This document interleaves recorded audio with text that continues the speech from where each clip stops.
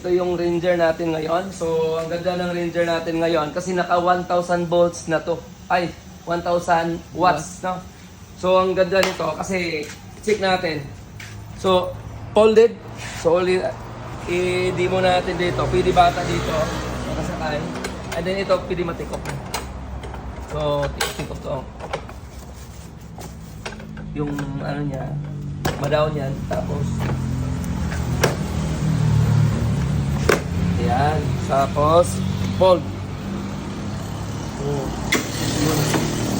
And then may basket sa likod. Ayan.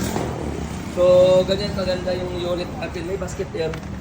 Pwede sa pang, ano to, pang, pamalingki. Pamalingki, no? So, yung gulong niya, malaki na po yung gulong niya. Ayan, no? 3x10 na yung gulong niya, no? So, ito naman, folded and may rope na po siya. No? So, may trapal na to. May kasamang trapal. Napakagandang unit na to kasi napakalakas. 48, 20 ampere. So, 1,000 watts. Napakagandang unit na to.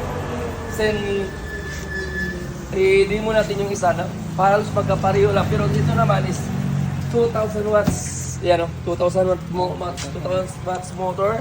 And then, wow, laki ng compartment. napakalawak yung compartment. Yan ang kagandahan nito. Napakalawak yung compartment, oh. So, check natin yung motor yan, oh. Differential niya. Yun, 2,000 watts. Okay? So, ito naman, may basket dito diyan.